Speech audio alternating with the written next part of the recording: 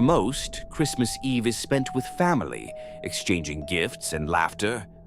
But for one family in Covina, California, the night would end in fire, terror, and the worst kind of betrayal. Inside this home, 9 relatives gathered for what should have been a night of celebration. They had no idea that someone was watching them, waiting. Bruce Pardo was 45 years old, recently divorced, jobless, isolated. His life had fallen apart and he blamed one person, his ex-wife, Sylvia Ortega Pardo. Sylvia had moved on.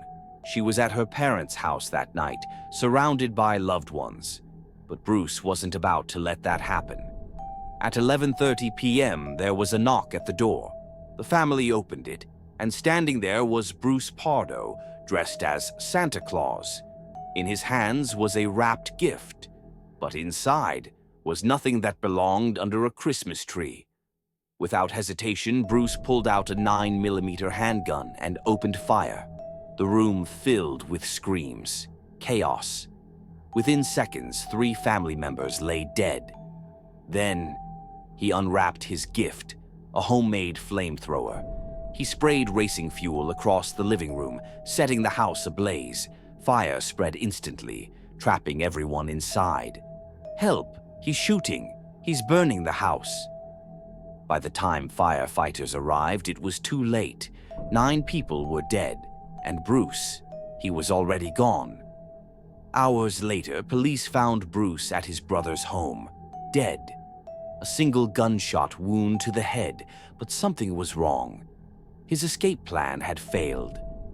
Bruce had intended to flee to Canada. He had everything planned, except for one detail. The fire had melted his Santa suit onto his skin, causing severe burns. He couldn't run. He chose to end it instead. The home was destroyed, a family wiped out. And for what? Revenge? Rage? Bruce left no note, no explanation, only devastation. The lot where the house once stood remains empty. No one rebuilt. No one dared to. Christmas Eve in Covina will never be the same.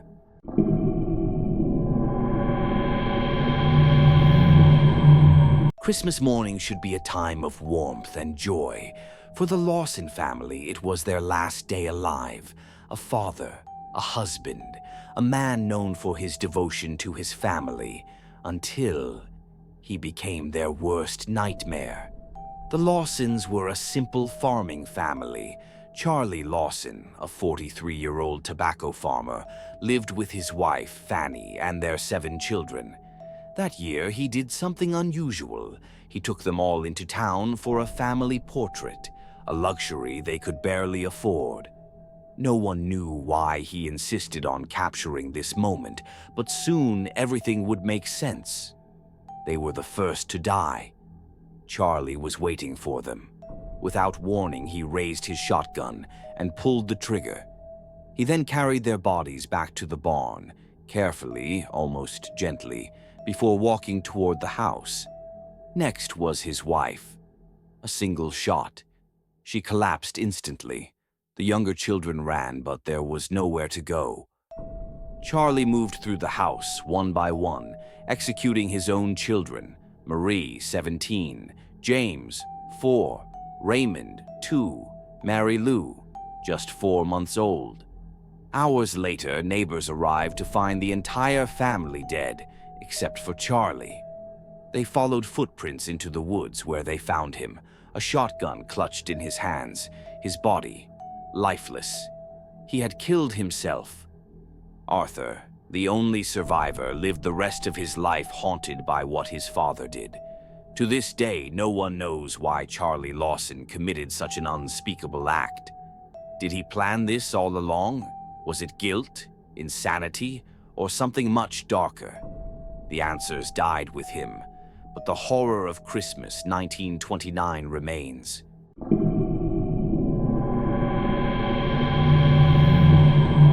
In the small town of Cisco, Texas, Christmas was just 2 days away. Children whispered their wishes to Santa Claus. But this Santa wasn't bringing presents. He was bringing terror. The Great Depression was looming, and desperation was in the air. For one group of men, Christmas offered an opportunity, not for celebration, but for crime. Ratliff, a man with nothing left to lose, devised a plan to rob the First National Bank of Cisco. To avoid suspicion, he dressed as Santa Claus. On December 23, 1927, Ratliff, along with 3 armed accomplices, entered the bank. The sight of Santa Claus walking through the door seemed harmless at first, but within seconds the mood shifted. Ratliff's Merry Christmas was followed by the sound of gunmetal sliding into place. The robbery had begun. One of the bank employees managed to trigger a silent alarm. Outside, the townspeople realized what was happening. As the gang tried to escape, a gunfight erupted, one of the deadliest shootouts in Texas history. Bullets tore through the street. 2 police officers were killed. The gang's getaway car was hit, tires shredded. Panicking, they took 2 young girls as hostages. For hours, the manhunt raged. The gang split up, leaving blood and fear in their wake.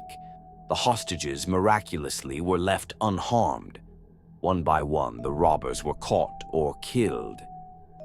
Ratliff, the man who had brought Christmas terror to Cisco, was the last to be captured, but the town's vengeance was far from over.